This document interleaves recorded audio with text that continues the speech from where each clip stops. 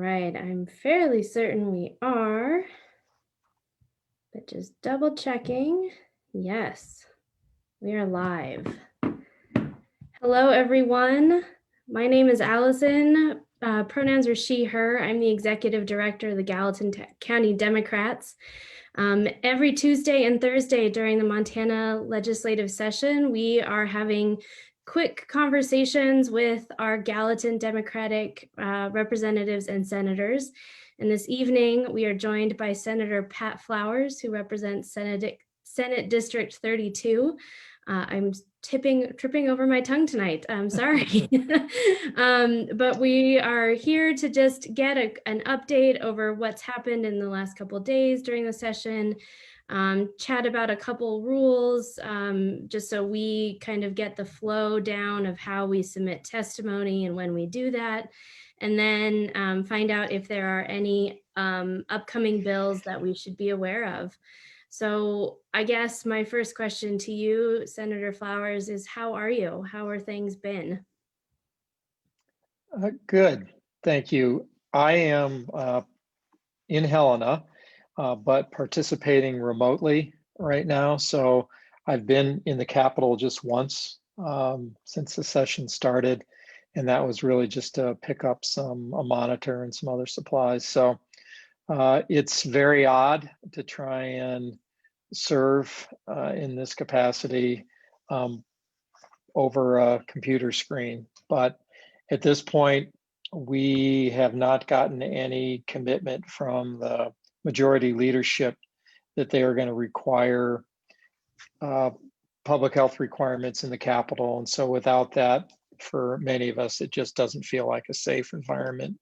And we've created the opportunity for remote participation for legislators as well as the public. So for right now, that's how I'm handling it. And it's very awkward and frustrating, but that's the hand we're dealt right now. Yeah, absolutely. Well, I'm glad that you can at least participate remotely. I was very worried that wasn't going to happen, so I've been grateful. One of the questions that actually has come up since we're talking about participating remotely, and you may not have the answer yet. I know you kind of messaged somebody, but I wanted to ask just to start off with is, for Monday committee hearings, the question has come up on whether or not we need to submit our public comment and request to participate on Zoom by the Friday before, or the Saturday, or the Sunday. And I don't know if you had any insight on that yet, or if we'd need to wait on that. I did get some feedback on it, and it is as I thought, that the only thing on the website is 24 hours in advance. So following that, it should be Sunday at noon. Okay. For a Monday meeting. Awesome. That makes things simple for everyone. That's good to know. Another question that just on that point, Allison, just there was I just was in a committee meeting this afternoon, and the mistake made by one of the participants was not registering 24 hours in advance. They did that, but they clicked there's apparently a toggle between, do you want to testify in person or remotely, and he pressed the wrong button, so to speak, and said he would be there in person while he wanted to participate remotely. So I have not gotten on the site, but that sounds like that's something to pay attention to and make sure you press the right thing there. That's good to know. Yeah, the form is fairly simple, but you also have to read to make sure. And we're all learning this. This is a new system of doing it, and so I think that all of us are just trying to figure it out and feel it out. I mean, this is only day 7 of the session of meetings, so we're still, like, many of you and your colleagues figuring out how this is all going to work during COVID. So kind of along the rules and COVID, someone's asking if there was going to be a COVID panel meeting today and that was canceled. Do you know anything about why, or postponed maybe? I I'm not sure why, but I think it's been rescheduled for Thursday, as I understand it. Okay, so just rescheduled. Yeah. It feels like there's a lot of shifting on the schedule that's going on. Is that typical? Somewhat. Yeah, and I think, right now the unique challenge is they're trying to at times get rooms as big as possible for some meetings, so they're maybe shifting around more than normal because of that. Sure, that makes sense. So we just have to be on top of it even more. Yeah, we all do. Yeah, there are a lot of people paying attention right now, and I'm grateful for everyone who is, and also your work. So, are there any bills that have come up in your committee or will be coming up soon that you think would be good for us to, submit comment on or pay attention to? Anything that comes to mind? I think what typically happens in, my experience anyway, is it's a slow start. You spend the first week in committees, mostly with organizational meetings. So there really isn't, and a lot of times the first bills to be heard are either committee bills, which come out of some kind of consensus position from an interim committee, or they are agency bills. They're bills that, in my case, I got one from Fish, Wildlife, and Parks that I introduced today, was to have free fishing on Mother's Day weekend. So there are some kind of softball sort of bills that we often start with, and so there are. It seemed like for the first several weeks in the last session, many of the bills that make it to the Senate floor pass with nearly unanimous um, approval. So and that's somewhat the way it started this time too. So there's not a lot of controversy out there, controversial bills yet. There are a few. Um, Not so much in my committee. I did have one that was heard in Senate Natural Resources, which is one of my other committees, related to ornamental rock picking, basically. That falls right now under the rules for hard rock mining, and it doesn't fit really. It doesn't have the potential for the same sorts of impacts as hard rock mining. And so um, Senator Wellborn is carrying a bill to make an exception for ornamental rock picking. So, we have, for example, ornamental rocks in the Gallatin Valley. One of my neighbors has some big kind of limestone rocks with moss that people like to pick up and put in their gardens and that sort of thing. And so this would create an exemption for those kinds of, I guess, activities. I think it's on 15 acres and less. Uh, and they want, among other things, to exempt them from the hard rock mineral rules, but also exempt them from any MEPA review. And I have received a lot of comments on the MEPA review issue, and I raised that issue myself. I was concerned about it. I have done some subsequent follow-up with Department of Environmental Quality, and I think it's a pretty benign issue. But in any case, I know the Montana Environmental Information Center was concerned about it, and I've received a lot, and I think they've generated some comment on that. So I have received some comment on that. That's really the only, on the committees that I'm on, that's your only issue that's, generated any comment at all.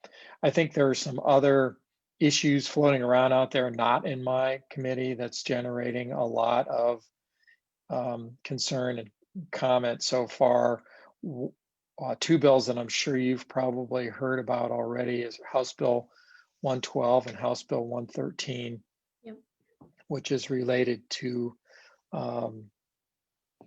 transgender youth participating in high school sports.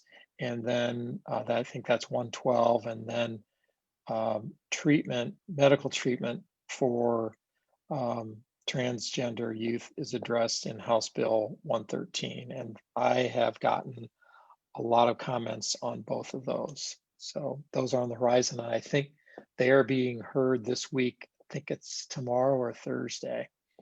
My understanding is that the hearings have been postponed. Oh, really? They're scheduled for tomorrow for Wednesday, and they've now Oh, been postponed. okay. And which, I'm not sure why, but my instinct tells me it might be because they're getting a lot of comments and input. But that could be completely off. That is Yeah, definitely one that we're paying attention to for sure. yeah. Yeah. Another one that actually Representative Hamilton mentioned this evening is House Bill, I think it's 102, which is a concealed carry bill. And I have gotten a lot of comments on that bill too, on both sides of the issue.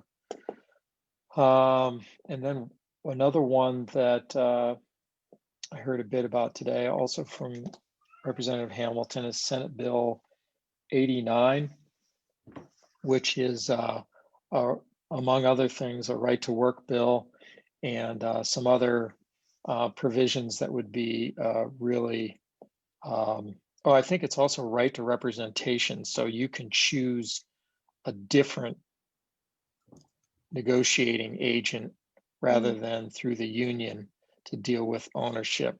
So that would be, as I understand it, both of those provisions would be pretty devastating for our labor unions. So that's one to keep an eye on. I think this was an issue that we knew was coming, and it sounds like it's on the horizon. Yeah. Are there any other bills or issues that are on the horizon that are going to be controversial, maybe just specifically with your committees? The one thing that I am aware of, and I haven't, well, yeah, there are a couple bills already introduced related to Habitat Montana. Those bills, I think, will be heard in, one will be heard in Senate Fish and Game, one in House Fish, Wildlife, and Parks Committee. And those are both related to Habitat Montana. And Habitat Montana is a program where Fish, Wildlife, and Parks collects fees for when licenses are sold, hunting licenses are sold, and that goes into a fund that funds habitat acquisition, either fee simple purchase of land or purchase of conservation easements. And that program has funded, thousands and thousands, tens of thousands of acres of conserved wildlife habitat in this state. And there's an effort to, limit that program at best. And so I am concerned about that. And the chair of the Senate Fish and Game Committee that I'm on mentioned that issue as one of his primary concerns at the first organizational meeting we had. So I think that's going to get a lot of discussion. Okay, good to know. So we're actually getting quite a few questions on Facebook right now. Do you have a few more minutes for me to ask I them? do. Okay. I do. Mm-hmm. Okay. So I'm going back to the ornamental rock quarry stuff. Is exempted from the MEPA review? Doesn't that mean that public comment will not be required? Shouldn't a neighbor of a quarry be able to voice comment? Am I not understanding the MEPA law correctly? So maybe if you could explain that a little bit. Well, I think that's true. If it's exempted from MEPA, there is no public involvement, as I understand it. But I don't, yeah, at least that's my understanding. And I think that's a good point. And yeah, and I think if that's a concern, I think you should raise it. I hadn't really thought about the kind of that angle on this. I was focused more on the potential for the impact on the human environment, which is what MIPA is tied to. And what I've been able to suss out so far is these are pretty, like I said, pretty benign sorts of activities. But I think, the question that you raised, I think is a legitimate one. And I think I'm going to follow up myself on that. Well, there you go. Perfect. See, it's helpful for you all watching to ask us questions because Yeah, exactly. we learn things, we think about things in new ways. Yeah, It's awesome. yeah, exactly. Yeah. So totally changing the subject. Another question. Would you say that dark money is more or less of an issue in terms of lobbyists drafting bills this session? Boy, I would, that's really tough to answer, especially, I mean, we're a week into it. So I have not seen evidence of that yet. It's really too early to tell. I think a lot of what we're going to see is bills that have been defeated or have been vetoed in the last 16 years because we had a backstop, so to speak, in the governor's office are going to be coming back. And some of those will come from interest groups for sure, some from legislators who care about some of those issues and were unhappy when they failed in the past. So that isn't necessarily dark money.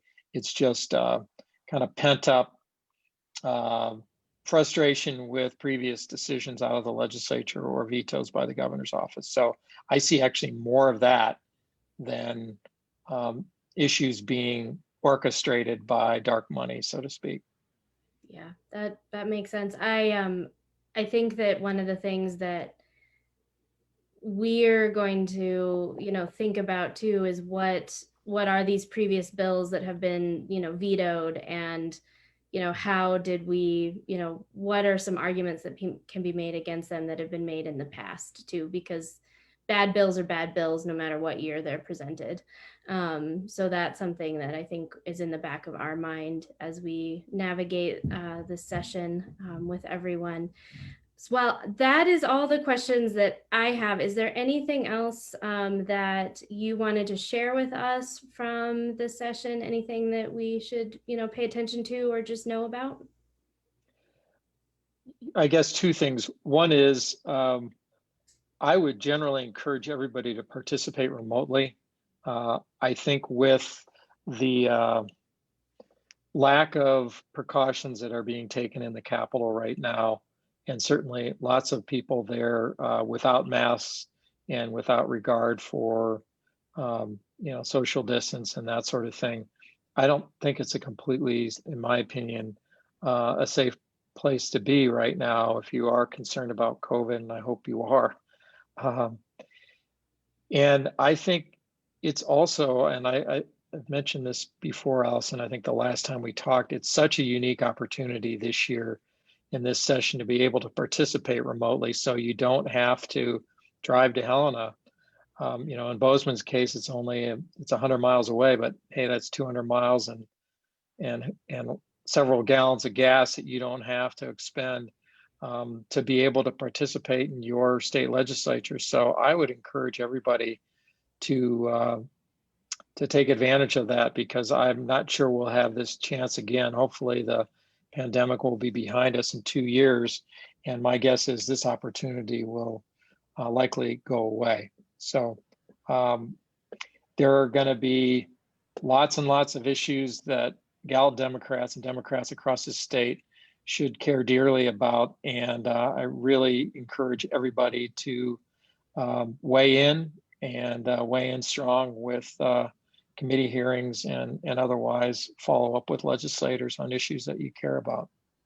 Absolutely. Thank you so much, Senator Flowers. And there was a question that came up about, just since I said there were no more questions, about the best way to get comment to members of one or both chambers. I'm going to kind of paraphrase this, Dwayne. This is Dwayne's question, but if a bill has passed out of committee and it's going to be heard on the floor during the floor session, at that point, is it best for us to reach out individually to our representatives and let them know, what we, how we feel about that bill? So, for example, House Bill 102, which is the concealed carry bill, passed out of committee. So, Kelly Cordum, Representative Cordum, let us know that it's going to be heard tomorrow during the fourth floor session. So we should reach out to our representatives directly at this point, right?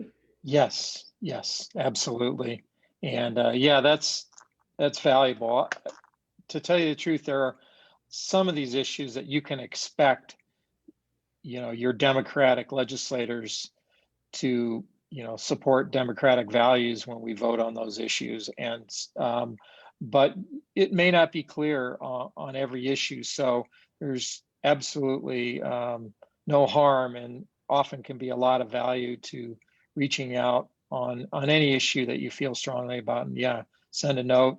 And in my case, I'm getting every correspondence, whether it's email, whether it's a phone call, it comes to me on my email. And so I know pretty quickly, within hours typically, of when somebody contacts me. I see an email and I'm checking it regularly, so I know how people feel about all kinds of issues.